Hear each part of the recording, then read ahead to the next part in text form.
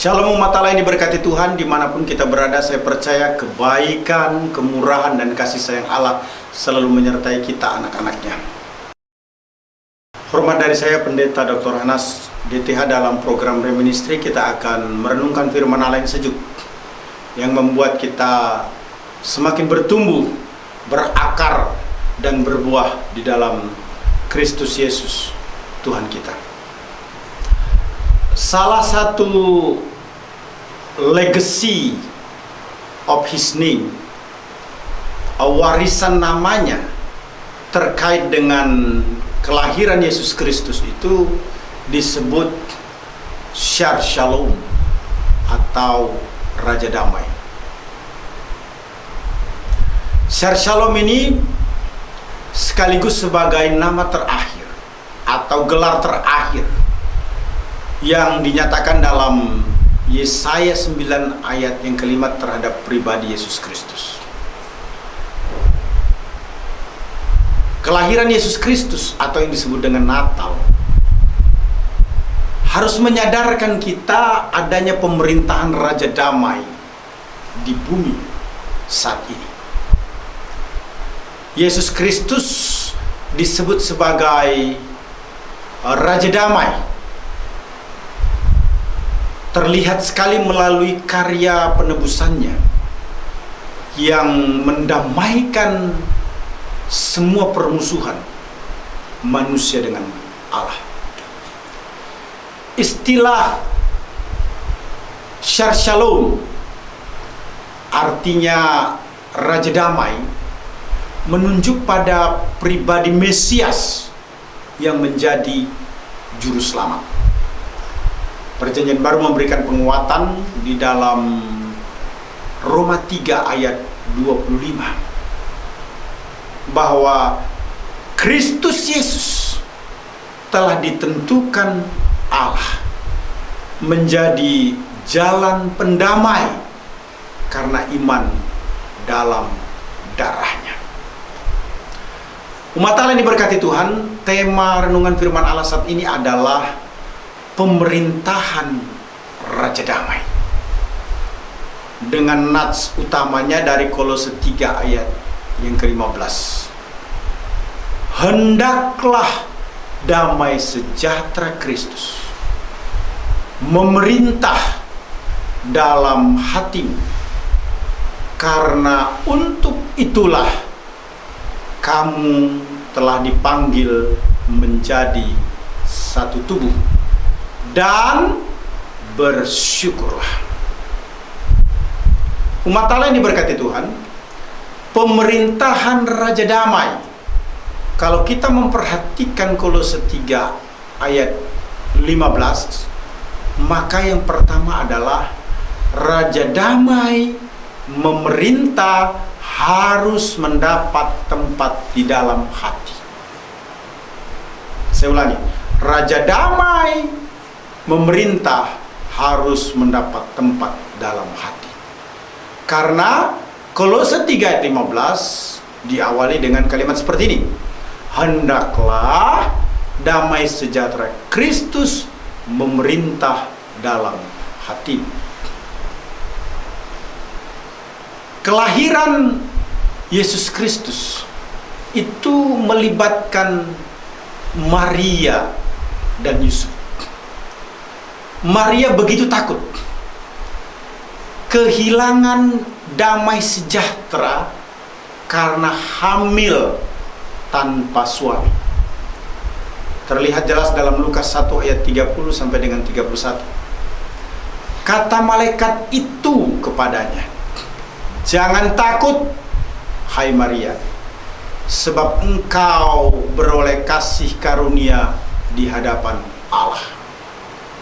Sesungguhnya engkau akan mengandung dan akan melahirkan seorang anak laki-laki, dan hendaklah engkau menamakan dia Yesus." Bukan hanya Maria yang begitu takut kehilangan damai sejahtera karena hamil tanpa suami, tetapi Yusuf juga begitu takut.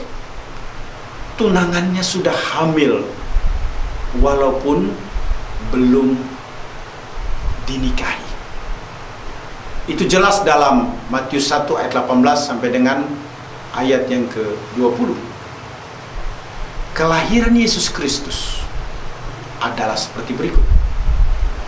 Pada waktu Maria ibunya bertunangan dengan Yusuf, ternyata ia mengandung dari Roh Kudus sebelum mereka hidup sebagai suami istri. Karena Yusuf suaminya seorang yang tulus hati dan tidak mau mencemarkan nama istrinya di muka umum, ia bermaksud menceraikannya dengan diam-diam. Tetapi ketika ia mempertimbangkan maksud itu, malaikat Tuhan nampak kepadanya dalam mimpi dan berkata, "Yusuf, anak Daud, janganlah engkau takut mengambil Maria sebagai istrimu, sebab anak yang ada di dalam kandungannya adalah dari Roh Kudus." Kelahiran Yesus Kristus melenyapkan ketakutan yang ada pada diri Maria dan Yusuf. Kelahiran Yesus Kristus melenyapkan ketakutan bila Kristus bertahta di hati, sebab Kristus adalah sumber damai sejahtera. Itu sebabnya Kristus disebut Raja Damai. Perhatikan apa yang dikatakan Lukas dalam pasal 2 ayat 11 sampai dengan ayat yang ke-13. Hari ini telah lahir bagimu juru selamat, yaitu Kristus Tuhan di kota Daud. Dan inilah tandanya bagimu, kamu akan menjumpai seorang bayi dibungkus dengan lampin dan terbaring di dalam palungan. Ayat 13 dan 14. Dan tiba-tiba tampaklah bersama-sama dengan malaikat itu sejumlah bala tentara sorga yang memuji Allah. Katanya, kemuliaan bagi Allah di tempat yang maha tinggi, dan damai sejahtera di bumi di antara manusia yang berkenan kepadanya. Kalau kita lihat kursi saudara, saya kira kita tahu persis. Kursi itu lambang daripada kehidupan manusia. Kursi adalah tempat untuk duduk. Ketika orang duduk, maka dapat disebut dia bertahta di kursi itu. Siapa yang bertahta di hati kita itu penting sekali. Kursi yang adalah lambang hati manusia, di mana manusia bertahta di atas kursi, mengingatkan kepada kita bahwa yang harus bertahta di hati kita semestinya Yesus, tidak ada yang lain. Kristus harus bertahta dalam hati kita. Paulus mengingatkan dalam Galatia 2 ayat yang ke-20. Namun aku hidup, tetapi bukan aku lagi sendiri yang hidup, melainkan Kristus yang hidup di dalam aku. Dan hidupku yang kuhidupi sekarang di dalam daging adalah hidup oleh iman dalam Anak Allah yang mengasihi aku dan menyerahkan dirinya untuk aku. Kristus yang bertahta dalam hati menyebabkan hidup penuh damai sejahtera. Perhatikan Filipi 4 ayat 8. Damai sejahtera Allah yang melampaui akal akan memelihara hati dan pikiranmu dalam Kristus Yesus. Umat Allah yang diberkati Tuhan, menarik sekali bahwa pemerintahan Raja Damai, pertama, Raja Damai memerintah harus mendapat tempat dalam hati. Yang kedua, Raja Damai memerintah untuk menyatukan tubuh Kristus. Perhatikan Kolose 3 ayat 15. Bagian B berkata, karena untuk itulah kamu telah dipanggil menjadi satu tubuh. Kelahiran Yesus Kristus merupakan hasil kesatuan kerjasama yang menyatukan.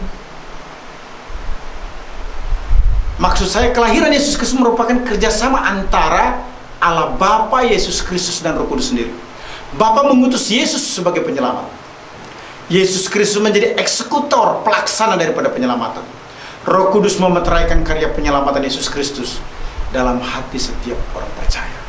Itu sebabnya Yesus menyatakan dalam Yohanes 17 ayat yang ke-11, "Dan aku tidak ada lagi di dalam dunia, tetapi mereka masih ada di dalam dunia. Dan aku datang kepadamu, ya Bapa yang kudus.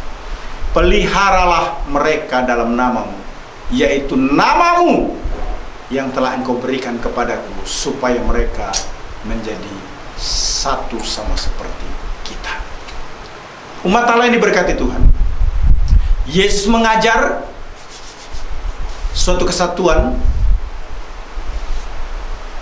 Body Christ menjadi hal yang sangat penting, bahwa umat Allah harus bersatu seperti Kristus satu dengan Bapa.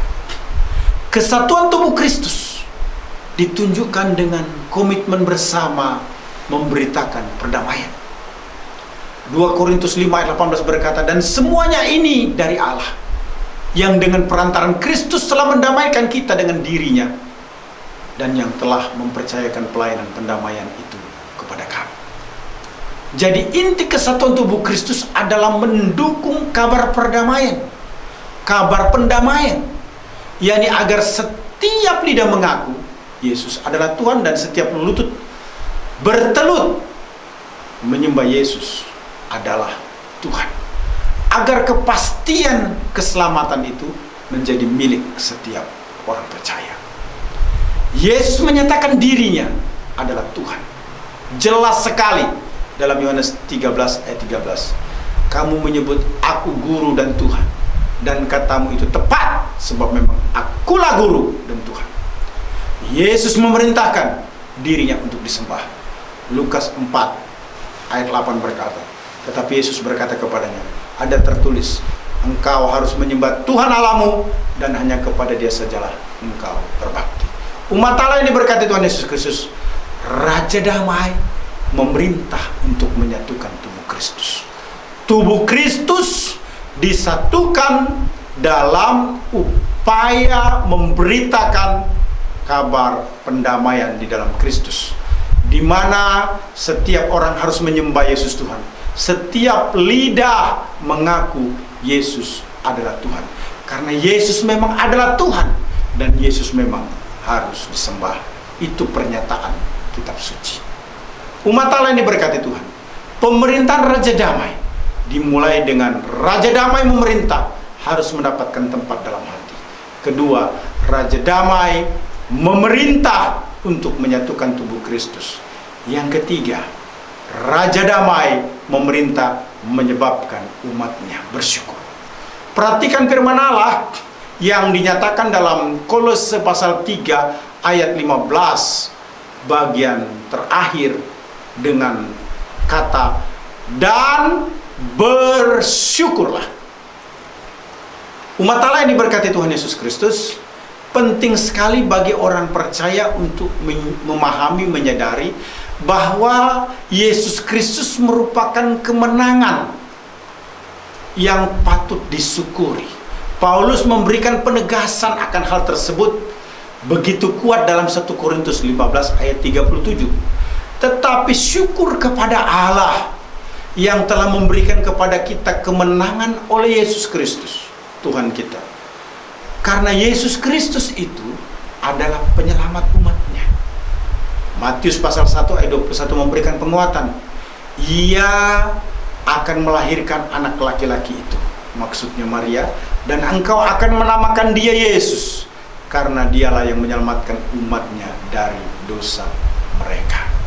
Saudara yang kekasih dalam Tuhan, bersyukur atas kepastian hidup yang kekal adalah hal yang sangat penting dalam hidup kita. Bersyukur atas pemeliharaannya dari waktu ke waktu, dari hari ke hari, merupakan hal yang sangat berkenan kepada Allah. bersyukur atas kekuatan untuk semakin mengasihi Tuhan, agar kasih karunia semakin dirasakan merupakan kehendak Allah di dalam hidup kita sebagai orang percaya. Apapun yang terjadi setelah kita menerima Yesus Kristus, maka semestinya terjadi seperti yang dinyatakan oleh Yohanes dalam Wahyu 11 ayat 17. Sambil berkata, kami mengucap syukur kepadamu ya Tuhan Allah, yang Maha Kuasa, yang ada, yang sudah ada, karena Engkau telah memangku kuasamu yang besar dan telah mulai memerintah sebagai Raja. Saya percaya kita diberkati Tuhan. Immanuel, amin.